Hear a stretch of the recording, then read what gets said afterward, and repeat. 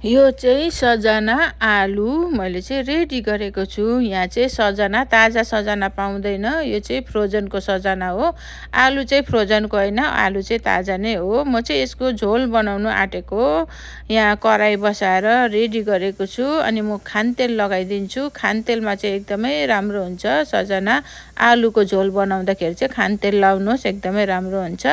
अनि यहाँ प्याज काटेर राखेको छु, म प्याज लगाइदिन्छु। तेल खादिसकेको छ, प्याज लगाएर मजाले भुट्छु प्याजलाई। यहाँको प्याज चाहिँ रातो भएर भुट्नु सकिँदैन, यहाँको प्याज चाहिँ रातो ड्राई हुँदैन। अनि प्याजलाई मैले मजाले भुटिसकेको छु। अब यहाँ माथिबाट टमाटर लगाइदिन्छु। टमाटरलाई पनि मजाले भुट्नुपर्छ, पकाउनुपर्छ टमाटरलाई। माथिबाट नुन लगाइदिन्छु, किनभने नुन लगायो भने टमाटर छिट्टो पाक्छ, छिट्टो गल्छ। त्यही कारणले गर्दा माथिबाट नुन लगाइदिन्छु। अनि नुन लगाएर यो टमाटरलाई एकछिन पाक्नु छोडिदिन्छु। अनि माथिबाट हल्दी पनि लगाइदिन्छु। अनि हल्दी लगाएर यसलाई मजाले मिक्स गरिदिनुपर्छ। मजाले मिक्स गरेर चाहिँ यसलाई एकछिन पाक्नु दिनुपर्छ टमाटरलाई, किनभने टमाटर पहिल्यै पकाउनुपर्छ टमाटरलाई चाहिँ। अनि यसरी मजाले चलाएर मजाले मिक्स गरेर चाहिँ टमाटरलाई पकाउनुपर्छ। यहाँ हेर्नुहोस् टमाटर मजाले पाकिसकेको छ। माथिबाट चिल्ली पाउडर लगाइदिन्छु। यो चाहिँ यो चिल्ली पाउडर हो, यो चाहिँ यहाँकै चिल्ली पाउडर हो है।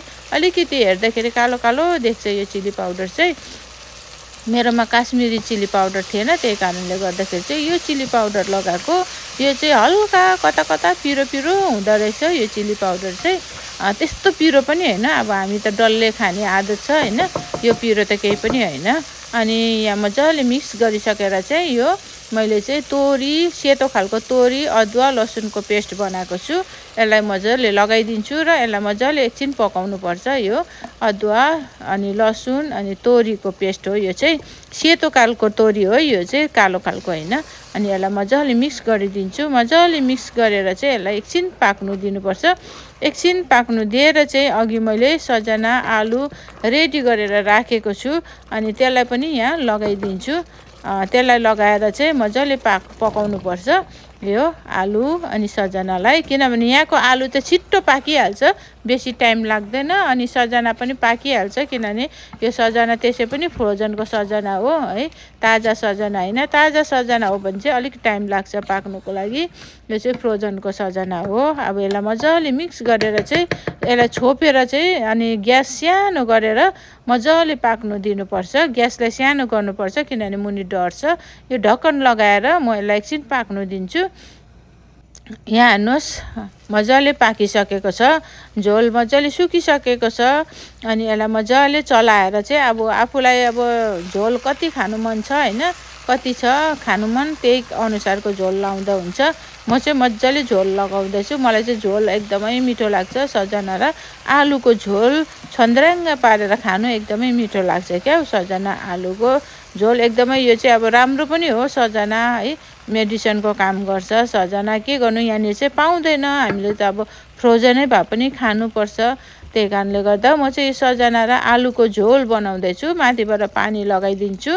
म चाहिँ मजाले पानी लगाएको छु। यहाँ हेर्नुहोस् मजाले झोल बनाएको मैले चाहिँ सजना र आलुको झोल।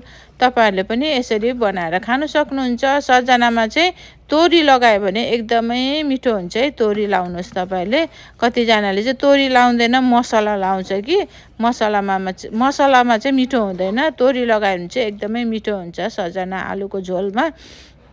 यहाँ हेर्नुहोस् मजाले लगाएर मैले रेडी गरिसकेको छु। अब एकछिन छोप्दै पकाउँदै गर्छु म चाहिँ, किनभने मजाले सजनाको भित्र मजाले त्यो स्वादहरू पस्नुपर्छ नि त, त्यही कारणले गर्दा म चाहिँ छोप्दै पकाउँदै गरेको। अनि मैले धनियाँ रेडी गरेको छु, मसिनो काटेर धनियाँ पनि लगाइदिन्छु माथिबाट। अनि यसलाई फेरि एकछिन छोपेर एकछिन पाक्नु दिन्छु। यसलाई म यसरी मजाले मिक्स गरिदिनुपर्छ। सजना आलुको झोल तपाईँहरूले पनि एकबार यसरी नै तोरी लगाएर ट्राई गर्नुहोस्, एकदमै मिठो हुन्छ। मैले चाहिँ यसरी छोप्दै पकाउँदै गरेको। एकछिन अझै मजाले पाकोस् भनेर रेडी भइसकेको छ। यहाँ हेर्नुहोस् सजना आलुको झोल रेडी भइसकेको छ। म चाहिँ यसरी पकाउँछु, सजनालाई चाहिँ यसरी पकाएर खान्छु, किनभने यसरी पकायो भने चाहिँ एकदमै मिठो हुन्छ। तपाईँहरूलाई कस्तो लाग्छ मेरो रेसिपी कमेन्ट गर्नुहोस् होला। By by.